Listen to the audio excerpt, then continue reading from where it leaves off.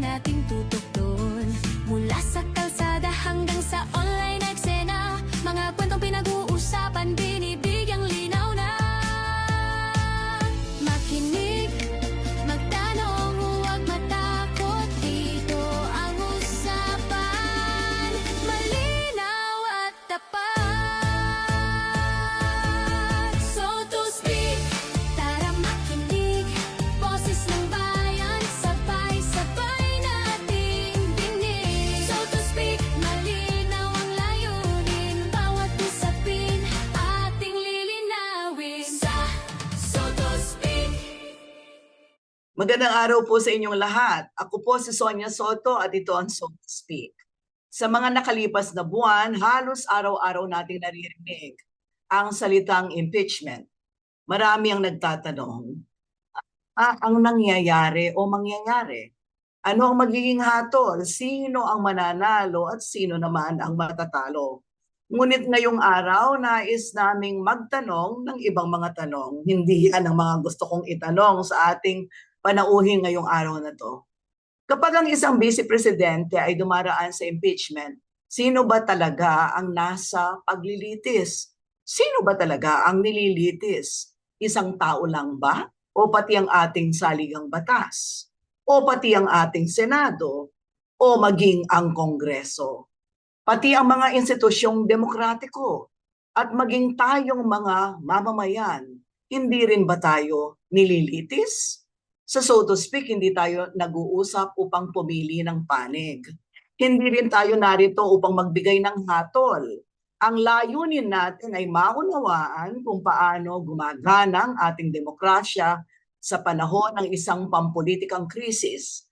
At higit sa lahat, kung paano natin mapapalakas ang ating mga institusyon pagkatapos nito. Sapagkat ang tunay na tanong ay hindi lamang kung sino ang mananalo sa impeachment. Ang mas mahalagang tanong ay mas magiging matatag ba ang demokrasya ng Pilipinas pagkatapos nito. Kasama natin ngayon si Ginoong Noel Medina, Presidente ng Institute for Political and Electoral Reforms o IPER. Siya pong napili natin na maging bisita sapagkat malawak ang kanyang karanasan, malawak ang kanyang perspektiba, hindi katulad ng ilang makitid lamang ang pangunawa. Ang IPER po ay isang organisasyong matagal nang nagsusulong ng reformang pampulitika at pagpapalakas ng ating mga demokratikong institusyon. Magandang araw at maligayang pagkikita muli dito sa So to Speak, Ka Noel. Maraming salamat, Ka Sonia. Good afternoon sa iyo at sa ating mga tagapanood at tagapakinig. Salamat sa muling imbitasyon. Karangalan ko ang muling makasama ka sa palitan ng mga pananaw at opinyon na baka makatulong sa ating mga kababayan. Pero ngayong araw na to, ayoko yung magko-contribute pa tayo sa kalituhan ng mga mamamayan. No? Kaya ngayong araw, lalayo muna tayo ng kaunti dun sa araw-araw na politikang pinag-uusapan at napapanood sa telebisyon, sa live streaming. Ano ba talaga ang sinasabi ng impeachment na ito tungkol sa kalagayan ng ating demokrasya?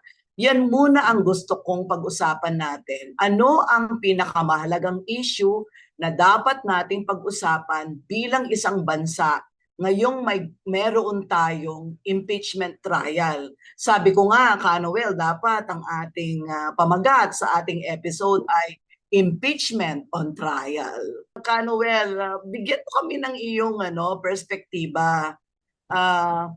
Ano nga ba ang kahulugan nitong impeachment kapag tayo ay tumitingin sa lente ng isang leader ng IPER kung saan ang tinitignan ninyo ay pagpapalakas ng demokrasya? Mayroon bang kinalaman ng impeachment sa pagpapalakas ng mga institusyon, lalo na ng demokrasya? Tama ka, Ka Sonia. Ito ay trial hindi lamang nung ni BP Sara. Ito rin ay pagsubok sa mga senador, pagsubok sa mga congressmen, sa prosecutors, pagsubok sa defense, pagsubok sa buong institusyon, pero mas importante sa akin yung huling binanggit mo. Ito ay pagsubok sa lahat yan. Tingin ko, itong impeachment ay magandang aral sa ating taong bayan na makakakita tayo ng isang proseso na tingin ko pagkatapos nito ay maaring magpalakas ng ating mga demokratikong institusyon. Para bang makakaranas ang buong bansa, hindi lamang ang mga politiko na involved, ang mga opisyal na involved, kundi yung taong bayan, makakaranas tayo ng isang proseso na maaaring magpalakas sa ating mga demokratikong institusyon. Canuel, ang ganda ng iyong tinuran na yan at palagay ko magmula ngayon hanggang matapos tayo, yan talaga ang tema natin. Ano? Bakit ba napakahalaga na sa puntong ito ng ating pagkabansa, bakit napakahalaga na mapalakas natin ang demokratikong mga institusyon? Napakahalagang punto niyang pag-usapan natin yung issue na yan. Bakit itong mga espesyal na mga opisyal o mga pwesto ang kailangan na impeachment katulad ng mga commission, itong presidente, vice president, ito ay isang proseso na iniiwan sa ating kongreso, sa ating mga institusyon, ito lang impeachment, ang instrumento nating ordinaryong mamamayan para asahan ang isang proseso na mananagot ang mga opisyal kung sakali mang sila ay may pagkukulang o pagkakasala sa ating bayan. So, ito yung pinaka-esensya niyan, ng impeachment. At dapat isipin din natin, gusto kong i-quote si Attorney Hilbay at saka si former Congressman J.B. Bautista. Very brilliant yung kanyang mga legal interpretation at mga pananaw on this issue. Ang punto niya at saka ni Attorney Hilbay, dapat ang attitude dito kahit ng defense, kahit ng prosecution, collectively dapat nagkakaisa tayo kahit magkalaban ng kampo natin. Ang attitude dapat ay naghahanap tayo ng katotohanan. Ang pagtalima sa esensya ng impeachment ay pagtalima o pagtingin sa paghahanap ng katotohanan. Kaya kahit yung defense, alam natin yan, yung defense, dapat ipagtanggol niya yung mga paninira at akusasyon kay VP Sara. Okay lang yun. Katungkulan niya yan eh. Pero dapat yung attitude niya, itong si Senator Robin Padilla, na umay na ako, kaso niya, sorry ha, defense lawyer ka ba, Robin? Ikaw Cayetano, ikaw Pia, defense lawyer ka ba? Hindi ba judge kayo?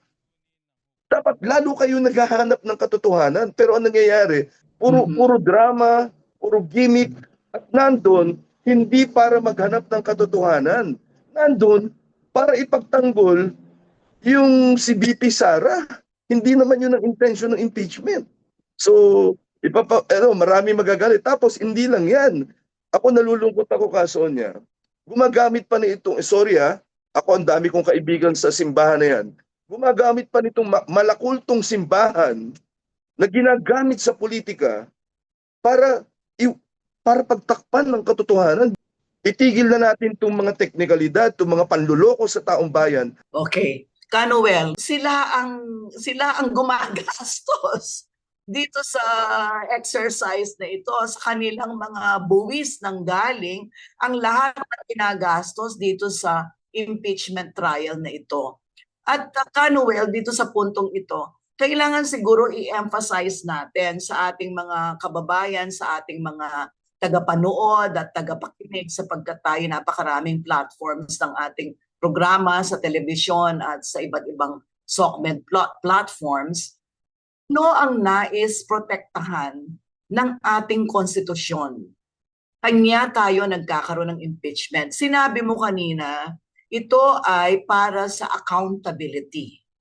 Napakahalaga ng accountability. Sabi mo nga, hindi ibig sabihin na komo ang mga pinuno na subject to impeachment ay nailuklok na dyan, hindi mo na sila pwedeng tanggalin sakaling sila ay nagko-commit ng mga krimen, sabihin mo na malalaking mga blunders o pagkakamali na nagbe-betray doon sa binigay ng taong bayan na mandato sa kanila.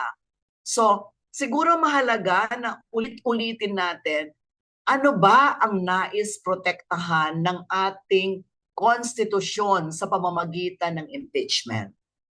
Ang nais protektahan ng institusyon ay yung political and sacred contract ng taong bayan at ng leader. Kasi once na bumoto ka, yung sagrado mong boto, ibinibigay mo na halos ang absolutong kapangyarihan na pamahalaan ng bansa mo nitong mga hinalal mo.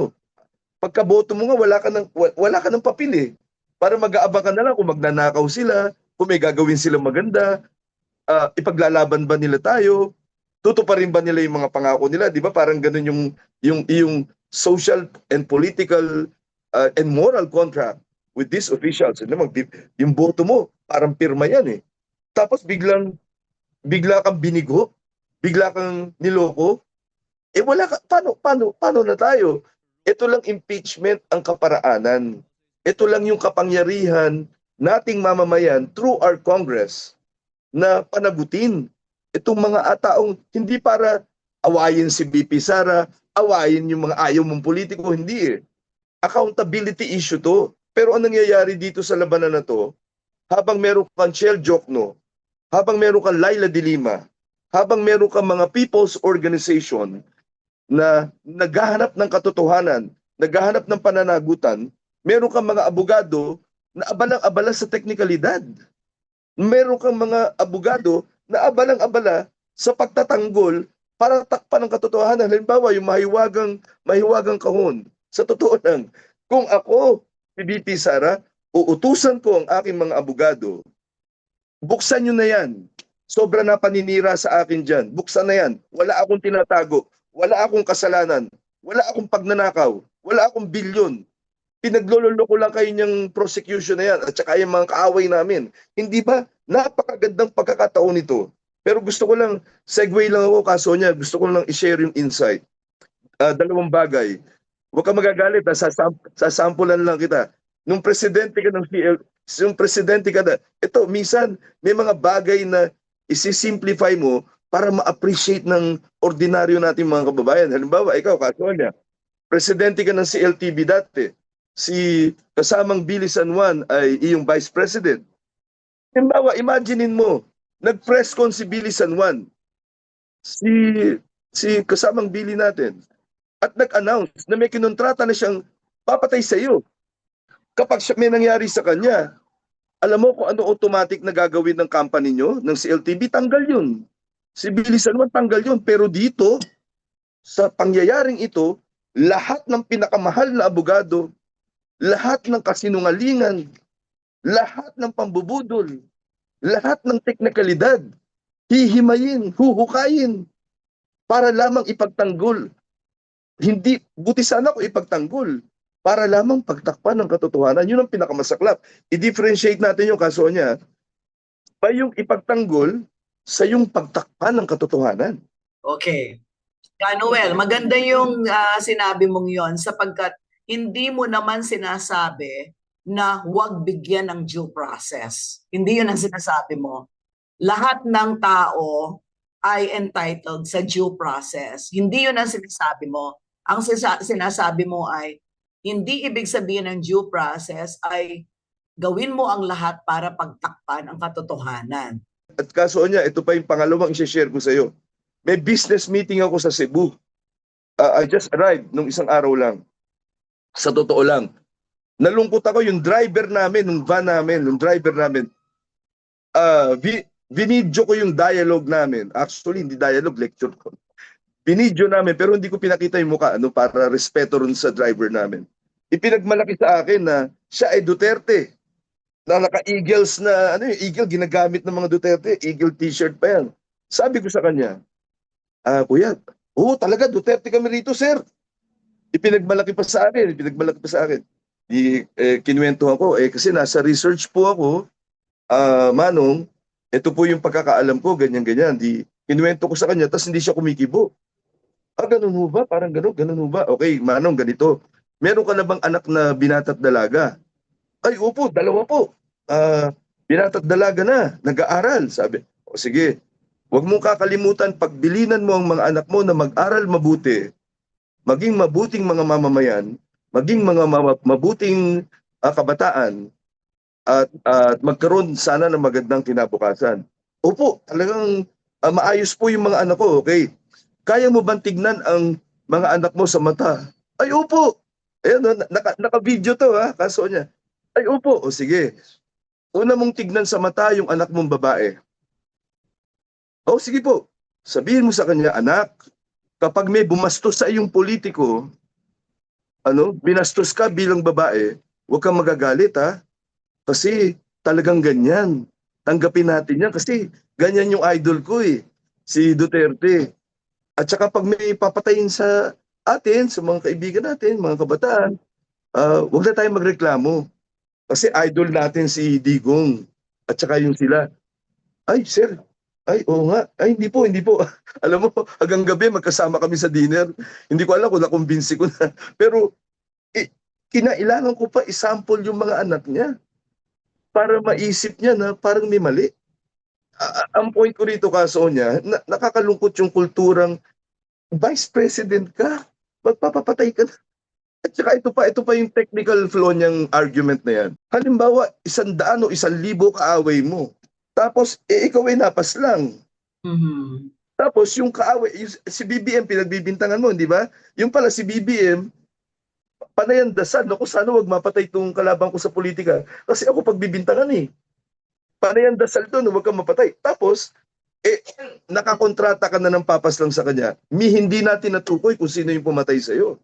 Tapos yung stupid argument of this, sorry, kaso hindi ko, alam mo, sa totoo lang, gusto ko magmura Ito si Alan Cayetano, bakit daw, wala daw threat dahil wala naman daw napatay? Anong klaseng senador yan? Alam mo, sa totoo lang, kaso niya, hindi lang ako nauumay sa mga politikong yan, nakakagalit na. Sinisira na nila yung pagkatao natin. Yung pagkatao nating hinubog tayo ng eskwelahan, ng mga magulang natin, ng mga kaibigan natin, ng simbahan, lahat ng tinuturo sa ating kabutihan, winasak nitong Duterte na to. Oo, kumalma ka muna, Noel, kung bakit hindi nila alam. Dahil na maraming may pagkukulang kung bakit hindi na ipaliliwanag sa kanila, mabuti nga ikaw, you found time na pagpaliwanagan mo yung driver ninyo doon sa lakad ninyo na business activity ninyo sa Cebu. Sorry, SOP sa akin yan. Ultimo bagger sa grocery, ultimo gwardiya, lahat kinakausap ko yan. Pag may pagkakataon ako, kailangan maramdaman mo yung pulso nila Malaman mo yung pulso ng tao. Kasi natututo ka rin sa kanila. Hindi naman perfect tayo Pareho tayo ng upbringing Pare-pareho tayo ng upbringing. Hindi natin napapalampas ang kahit na anumang pagkakataon para hindi tayo makapag-ambag sa pagpapataas ng kamulatan ng ating mga kapwa, ng ating mga kababayan. Kasi ginugol naman talaga natin ang ating kabataan sa ganitong mga pagkilos, kung paano natin ibabalik ang utang na loob natin sa mga institusyong akademiko na humubog sa ating mga kaisipan, at lalo na yung lipunan na nagturo sa atin, lalo na yung mga sektor ng lipunan na nagturo sa atin ng katotohanan at ng kung paano talaga maging tunay na mapagmalasakit na Pilipino. Now, going back to the questions I have for you today, gusto kong ikwento mo yung perspective mo sa mga nakikinig sa atin at nanonood. Ano ba ang sa palagay mo ang ginampanang papel at patuloy na kailangang gampanan na papel ng Kongreso dito sa impeachment? Kaso niya, siguro may pagkakaiba lang ako sa pananaw ng ibang mga involved sa prosecution. Again, with due respect, kapag nakabandera na dyan si Congressman Jokno, nakabandera dyan yung spokesperson si Congresswoman Rene Co ng Kabataan Party List, at yung mga relatively progressive at saka mga matitinong politiko, napakagandang optics para sa taong bayan. Itong mga matitino ay naghahanap ng katotohanan, nananawagan sa ating mga mamamayan. Napakaganda nun. Pero may puna rin ako dahil may isang party list, halimbawa, rep, na kaugnay ng isang politiko na involved, suspect, na involved dun sa flood control scam at saka yung anomalya dyan sa DPWH. Ako sana hindi na masyadong pinag-i-interview yun. Hindi na pinagsasalita yung politikong yun. Kasi kahit na sabihin natin wala siyang kasalanan, he belongs to the party list na pinagsususpetsahan na involved sa scam. Itong laban natin, kaso niya, ito pinapaliwanag ko doon sa mga Duterte. Itong laban natin, hindi ito Duterte ka ba o ganito ka ba? Hindi eh. Sabi nila, bakit daw tayo mainit sa impeachment? Bakit daw natin hindi kine-question yung maleta, yung mga magnanakaw? Ganito, lahat yan kine-question natin. Lahat ng magnanakaw dapat makulong. Lahat ng magnanakaw dapat managot. At yung mga dinastiya, hindi tayo titigil sa paglaban. Kahit anong klase pang dinastiya, hindi tayo titigil sa paglaban. Pero meron tayong kagyat na problema at yung pagpapalakas ng institusyon natin sa balangkas ng impeachment process, kaya dito tayo nakatutok. Ang problema lang ng maleta campaign ng kaibigan natin si Mike Defensora, kaibigan natin yan. Ang problema lang ng maleta campaign nila, lahat ng nilabas na mga pangalan, either pagkakampi, hindi idadamay. Kapag kalaban, idadamay. Tapos ultimo yung patay na staff ni Senator Soto, istinama sa tumanggap ng maleta. Parang imbis na makatulong sa paglalabas ng katotohanan, sila yung namulitika. At sinasabi ni VP Sara, itigil nyo na pamumulitika, kayo na mamumulitika. Ang tanong ko, sino ba nag-announce na lalaban sa 2028? Hindi ba siya?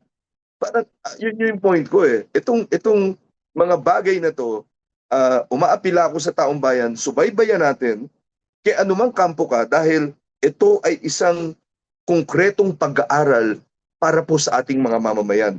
At lalo na, yung mga iba-ibang surveys, may 3 akong narinig na survey, nakalimutan ko yung specific survey company, pinakamababa, 67% of the population ay gustong matuloy yung impeachment para marinig nila yung katotohanan. Hindi pa to anti-Duterte o pro-Duterte. Yung pangalawa is 80% na gustong matuloy para marinig nila. Yung pangatlo ay 87% ng survey. So sa madalit salita, majority ng taong bayan gustong makita yung katotohanan. So dapat tumalima dito, even the defense, and kahit na yung kampo ni BP Sara. Pero ang problema, makikita mo yung parang kwadradong gulong na itinutulak na parang, ba to? Ilalabas lang naman natin yung katotohanan. At ang ipagtatanggol natin dito, kung meron mang pangyuyurak o paglabag sa karapatan mo, BP Sara, hindi kami papayag yan. Lalabanan namin yan. Pero yung paglalabas ng katotohanan, wala kami magagawa dyan. Parang dapat ganun pero hindi ganun di ba? At saka sa totoo lang, itigil na natin yan, binubudol lang tayo itong mga to Ang lalaki pa ng bayad yan sa mga yan. Kanuel, narinig ko yung mga puna mo, no? May papuri ka din, pero may puna ka sa nagiging papel ng House of Representatives dito sa impeachment. Ano naman ang masasabi mo sa nagiging papel ng Senado? Paano ginagampanan ng Senado ngayon ang kanyang papel dito sa impeachment trial na ito? Siguro arguing from a Sun Tzu framework o kaya Machiavellian or practical politics framework. Ang hirap paliwanag pero papaliwanag ko kung paano. Yung pagpili kay Senator Chis Escudero is a master brilliant act nung side ng prosecution, nitong side ng naglilitis. Bakit? Kasi ako personally, kung ako tatanungin mo, isinusuka ko yan si Senator Portwid. Hindi ba kasabwat niyan? Supreme Court, with due respect. Anyway, sasabihin mo, Supreme Court siya, kine-question mo. Kaso niya, balikan natin yung libro ni Attorney Al Agra, former Secretary of Justice. He has this collection of cases, Supreme Court cases, major cases, na dinesisyonan, pero eventually, nagbotohan ng Supreme Court, binaligtad yung desisyon. So, hindi absoluto yung mga desisyon ng Supreme Court. Pero in this case, imbis na pabilisin yung process, pinahirapan ng taong bayan. Di ba? Yung impeachment, dapat padaliin mo yan eh. Pinahirapan tayo, itong Supreme Court, at ang nagpahirap pa dyan, yung ponente, na kaibigan din natin, si Justice Leonen. Kaya hinahanap ko yan eh, sa mga forum, ganyan. Hindi ko na maawayin. Kakausapin ko lang. Tatanungin ko, Justice, ano nangyari sa iyo? Anyway, iba pang usapin yan. Ang point natin dito, yung Senado, master action, as part of a strategy using their ally, in fact, their minion. Ang tingin ko nga kay Chis, minion ni Duterte yan eh. Dahil ang teorya ay nagkamal siya ng limpak-limpak na salapi. No, sa pagnanakaw dyan sa flood scam na yan at flood control scam na yan. Pero, biro mo, inilagay siya sa posisyon na hindi siya pwedeng mag-Duterte. Ito yung pagkakataon niya sa kabila ng mga akusasyon sa kanya na magbagong puri at ngayon ay unti-unti ng hindi na masyadong pinapansin ng taong bayan yung forthwith niya at saka yung kutakot at saka yung pagnanakaw niya at pagreregalo niya ng singsing kay Heart Evangelista na worth 50 million ang isa, di ba? So kahit magsirko-sirko siya sa Senado, hindi siya sasweldo ng 50 million doon. Ang point ko, maganda ang handling ni Senator Chi so far, no? Maganda ang handling at tingin ko tamang aksyon 'yan para ma-neutralize ang isang potential na manggugulo. Sorry Senator Chis, pero ang tingin ko sa iyo ungas ka. Nanggugulo ka. Pero ngayon, nasa posisyon ka para magbangong puri. So tama 'yan. Ang hindi ko lang gusto diyan yung Robin Padilla, yung dalawang defense lawyer si Senator yung siblings, Senator Pia at si Senator Alan, na hindi ko alam kung ano yung purpose ng kanyang balbasarado, ano ba to, change image? At saka yung pagdadrama ni Senator Pia, consistently, tuwing magsasalita, parang pwedeng nominee sa Best Actress, parang laging ganun yung kanyang attitude. Sige, anyway, tingin ko generally, so far maayos, pero bantayan natin dahil ang potensyal ng boto ay tagilid pa. Ang pagkakaalam ko, hindi sila ay sumumpa di ba? Pero silang sinumpa ang tungkulin na kailangan maging impartial sila, meaning hindi sila pwede bilang mga senator judges kahit na meron silang personal na kinikilingan, sabihin mo na, kasi lahat naman ng tao merong ganon, no? Personal na kinikilingan. Pero kapag suot na nila yung kanilang mga toga o yung mga at umaakto na sila bilang senator judges, dapat magpakita sila ng impartiality na wala silang kinakampihan. Gaano kahalaga para sa mga senator judges kahit napaalam natin ang kanilang politika? Kasi maraming mga may pagpananaw na hindi naman ang impeachment ay hindi isang legal na proseso. Please explain this further kasi kanina nabanggit mo nga mga pinapapel ng ilang mga senador o senator judges. Parang kaso niya parang dapat mag-resign na lang ang senator, sumama na lang dun sa defense lawyers. Anyway, maintindihan natin yan. Pero lang technical clarification lang, ilang paliwanag din. Although this is a political exercise, it's also both a judicial process, no? Na sumusunod sa mga proseso. Pero ang sabi nga ni Attorney J.B. Bautista at ng ilang mga legal experts, dapat ang attitude mo dyan, ulitin ko, ay hindi adversarial na ito ay pagalingan ng abogado, ito ay pardagulan, bakbakan to sa korte. Hindi Dapat ang attitude nyo dyan, nagtutulungan tayo para proteksyonan ang karapatan ng akusado o ng lahat. Pero nagtutulungan tayo para ilabas ang katotohanan. Pero lumalabas hindi ganoon, di ba? Ngayon itong mga defense senators, hindi ko alam kung ano tatawag sa kanila. Ito problema. Imagine kaso niyan, bawa tayo nasa court. Tayo yung dalawa magkakampi. Na yung judge. Tapos yung judge biglang nagsasalita. Ang haba ng sinasabi, pinagtatanggol yung kalaban natin sa kabila. Ano mararamdaman nating dalawa? Baloko-loko pala itong judge na to minsan may mga bagay na isi-simplify mo para ma-appreciate ng mamamayan, ng masa. Parang sila tinatanggap nilang ganyan eh, na may pumapatay, na minumura yung Diyos, minumura yung Pope, tinatanggap nila. Pero minsan pag may classmate akong doktor dati, ano siya, Duterte siya. Nung minura yung Pope, minura yung Diyos, Duterte ka pa rin. Hindi, 70-30 na lang ako. Teka, ano 70-30 ka pa? Tapos biniro ko lang, umurahin ko kaya tatay at nanay mo. Alam mo, sabi sa akin, pare, wag, iba yun. Teka muna, payag kang murahin ng Diyos at saka ang Pope. Saradong Katoliko ka pa naman, pero ayaw mong murahin ko yung tatay at nanay mo. Hindi, pare, iba yun. Tingnan mo minsan, tayong mga Pilipino, meron tayong tinatawag na schizophrenic political attitude, no? Bipolar political attitude na ganto ka rito.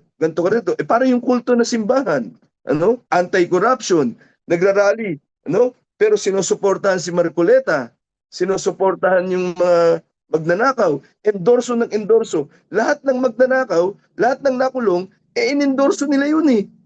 Hindi ba? Pero nung pinatay yung miyembro nila si Kapersi Lapid, ni ha ni ho, hindi sila nagsalita. Hindi ba? Miyembro nila yun, ang Kapersi Lapid. Kasama nating broadcaster. Okay. Canuel, in the interest of time, meron akong listahan ng mga tanong na hindi ko pa naitatanong sa'yo. So, to continue lang itong usapin ng mga papel, no, ng iba't ibang mga institusyon dito sa ongoing na masasabi natin krisis pampolitika, itong pinakikitunguhan natin na ito, hindi ba? Isang anyo ng krisis pampolitika. Ano ang masasabi mo sa papel o nakikita mong nagiging papel ginagampanan ng media sa kasalukuyan? Nako, napakahalaga ng media, no? Sabi nga na, ito yung fourth estate. Ang media, kung minsan sa maraming pagkakataon, kung hindi pa nakabantay ang media, minsan nga nakabantay na nga, nakakalusot pa eh. Makakalusot lalo itong mga tiwali at mga may sala sa ating lipunan.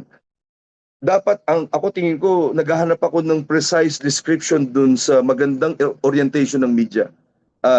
Ang inisip ko, dapat meron tayong active. Kung maririnig mo ang Ted Pailon, kung maririnig mo ang DJ Chacha, kung maririnig mo yung maraming anchor persons ng ABS-CBN, sa akin, katulad yung maririnig mo ang kaso niya, parang ang attitude nyo, nating lahat, lagi tayong nagtatanong, lagi tayong nagke-question, hindi tayo nagja-justify, hindi tayo apologist.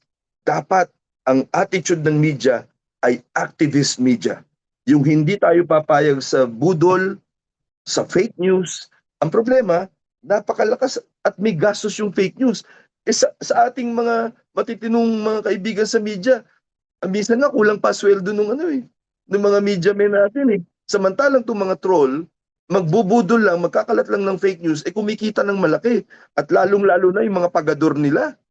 Ang lalaki ng kinikita niyan, they earn millions just to destroy the truth, just to destroy our society. They earn millions over our misery. Ngayon naman, Canuel, alam ko marami kang nakakaugnayan pa rin sa mga kasamahan natin sa civil society.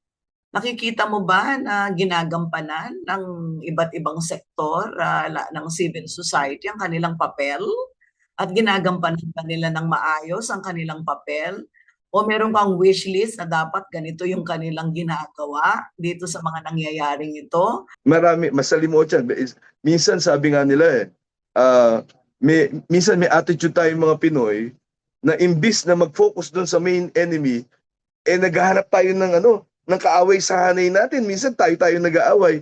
Dapat for the meantime, I would suggest sa mga allies natin sa progressive movement na magkaroon ng mas tolerant attitude sa mga idiosyncrasies or mga pitfalls or mga weaknesses ng bawat isa na hindi natin papalampasin, pero dapat matuto yung di ba, basic yan sa pag-aaral ng dynamics ng revolusyon. Pag-define ng contradiction among enemies, among allies, among friends, yung gano'n. Ang problema, marami tayong kaibigan sa progressive sa hanay ng mga progresibo, hindi marunong mag-define ng contradiction. Minsan, uunahin pang upakan yung kakampi. Samantalang nakabuyang-yang yung kalaban sa harap. So pag nakita mo yan, baka ito na yung challenge sa ating mga progressives, kaso niya. Pagbati-batiin natin. At minsan, halimbawa, ako, hindi ko muna masyadong aawayin si Cheeseport with Escudero. Di ba? Dahil kailangan ko siya sa tinuan niya yung ginagawa niya. Pero babalikan ko siya pagkatapos nitong ano na to, dahil ang laki ng kasalanan yung Portweed sa pagtatanggol sa kampo nila Duterte. Ang laki ng kasalanan yan. So yun yung point ko, broadest possible unity ng progressives, magtulungan tayo dyan.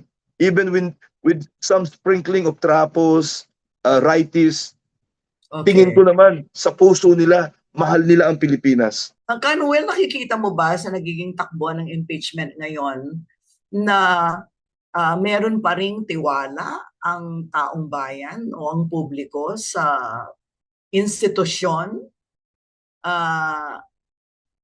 itong proseso ng impeachment bilang isang mekanismo ng pagpapanagot sa ating mga public officials? Nararamdaman mo ba, nakikita mo ba na meron pa ring tiwala na ibinibigay ang publiko? Ikaw na rin ang nagsabi na napakahalaga ng tuklas ng katotohanan sapagkat sa isang demokrasya, yung tiwala ng taong bayan ang pinakamahalaga. Dito sa impeachment proceedings na nangyayari na ito, do you still feel that? Do you see that? Nakikita mo ba na meron pa ring tiwala ang taong bayan dito sa impeachment trial na ito bilang isang mekanismo ng pagpapanagot sa isang vice president?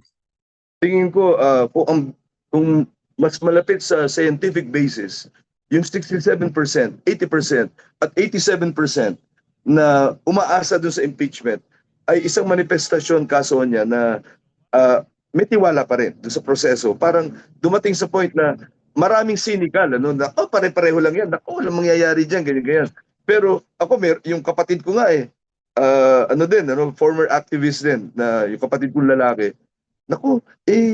lumalaban nga tayo, matatalo naman tayo dyan, 16 votes ang kailangan, ganyan-ganyan. Sabi ko, basta lumaban tayo, di ba? Pero may mga ganong attitude. Pero kahit na ganon, umaasa pa rin ng taong bayan sa process.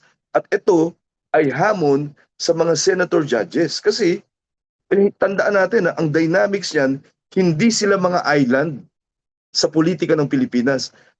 Ang klase ng politika nila ay nakaugnay sa mga botante at mamamayan.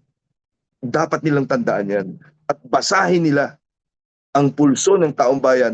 Huwag nilang basahin yung echo chamber ng mga fake news at mga paninira at ng mga kulto.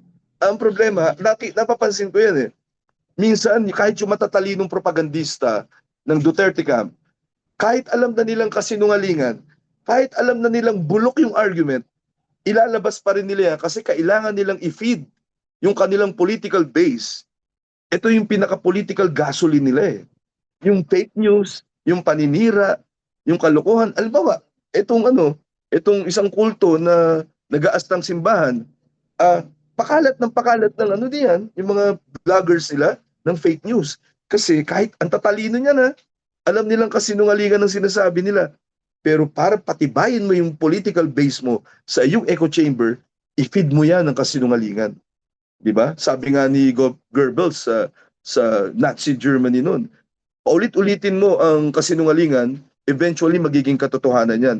At ginawa nila Hitler yan, di ba? So yan yung danger ng ganito. Pero ako, kaso niya, malakas pa rin ang tiwala ako sa taong bayan. Taong bayan pa rin yan, taong bayan pa rin.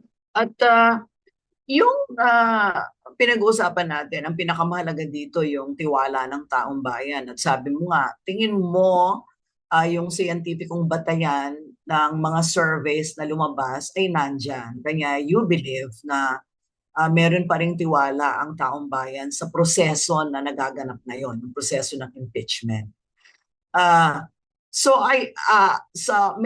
Meron ka rin bang pagtingin na ito ang pinakamalaking dahilan kung bakit hindi ito wawaldasin ng Senado acting as an impeachment court? Kasi sa palagay ko, kahit yung mga senador at na umaaktong senator judges ngayon, they are also, it's also important to them na hindi mawawala ang tiwala ng taong bayan at ang kredibilidad ng Senado dahil sila'y nakatingin din sa 2028 elections, hindi ba? So, kung ganito nga na merong silang tinatanaw na 2028 elections, do you see them being careful? Do you see them, except for some of the people you already mentioned a while ago, nakikita mo ba na mag-aakto sila ng maayos para hindi lustayin yung kredibilidad ng Senado at mawalan ng tiwala ang taong bayan? Isa itong complex na na usapin kaso niya una na banggit ko na kanina, hindi hiwalay yung bituka ng mga politikong yan sa pulso ng taong bayan. Pero minsan sa sobrang commitment nila, halimbawa katulad ni Mike Defensor. Mike Defensor in terms by assets, I consider him practically a billionaire by assets. Pero sa kabila nun, sinubo niya pamilya niya, sinubo niya yung sarili niya. Ngayon nakakulong na siya. Samantalang pwede siyang pag-golf lang, painom-inom lang, di ba? Pero dumarating sa point kasi, yung mga tao nakikreate siya ng daigdig niya. Yung mga senador, parang si Pia Cayetano, akala niya okay siya sa daigdig niya. Si Alan Cayetano, akala niya tama rin ang pinagkagagawa niya. Pero once na umingay at lumakas yung naratibo ng taong bayan na naghahanap ng katotohanan, naniniwala ako, sabi nga sa'yo, optimist ako, na maaaring yan yung factor ng taong bayan ang magbubukas ng puso at isip o kung maari ay practical vote nila in favor of the truth. Baka. Pangalawa, yung legal and political dimension na nakasalang ang kutakot-takot na kaso na hindi inimbento. May prime water tayo at meron tayong kaso ng mga korupsyon, ang dami. So itong mga politiko involved, hindi natin alam, baka behind the curtain ay nagne-negotiate na to sa kanilang pampolitikang kaligtasan sa hinaharap. Di ba? Maari yan. So maari din, halimbawa, ang isang politiko na identified kina Duterte, iniisip din niya yung political future niya. Na kung yung bossing ko ay hindi na makakabalik dun from the Hague, at itong mga kasama ko rito ay nagpapatiwakal politically, hindi ako sasama dyan. I cannot join a sinking ship. Maaring biglang i-justify niya dahil sa mga katotohanan ng pinresenta. Hindi man ako sang-ayon sa maraming mga nilabas na punto, pero dahil overwhelming ang katotohanan at ebidensya, ito ang aking magiging desisyon. Alam mo, may mga ganyang possibility. So it's a very complex thing, pero ang pinaka-bottom line dyan, Sonia, huwag tumigil ng pag-iingay, advokasya, at paglaban ang taong bayan. Taong bayan pa rin yan. Pag tayo ay tumahimik, pag tayo ay nanlumo o nanghina, itong panghihina natin at panglulumo natin ang pinakamatibay na vitamins ng mga tiwali at mga magnanakaw. Yung pagtatahimik ng taong bayan, ang pinakamalakas na inspirasyon ng mga pinakamasasamang politiko dito sa ating bayan. Yeah, very well said, Noel. What a statement, no? At itong statement mo na ito ay napakagandang pansara dito sa ating isang oras na talakayan dito sa So to Speak. Maraming salamat sa iyo. Ngayong araw, napakarami nating napag-usapan. Ngunit marahil ito ang pinakamahalagang aral sa mga napag-usapan natin. Ang impeachment ay hindi lamang tungkol sa kapalaran ng isang opisyal ng pamahalaan. Ito rin ay pagsubok sa ating mga institusyon, sa ating konstitusyon, sa ating mga leader, maging sa ating mga media at lalo na sa pagiging Pilipino natin, sa pagiging mamamayan natin ng ating minamahal na bansang Pilipinas. Ano man ang maging desisyon ng impeachment court, ang mas malaking hamon ay kung paano tayo lalabas sa prosesong ito bilang isang bansang may mas matatag na mga institusyon, mas mataas na antas ng pananagutan, at mas malalim na paggalang sa batas. Sapagkat Ang isang malusog na demokrasya ay hindi nasusukat sa kawalan ng hidwaan.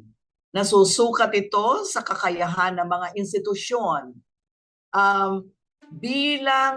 upang lutasin ang mga hidwaan sa paraang makatarungan, may pananagutan at tapat sa saligang batas ng Pilipinas. Ako po si Sonia Soto. Maraming salamat sa ating naging panauhin ngayong araw na ito, si Canuel Medina, Presidente ng Institute for Political and Electoral Reforms.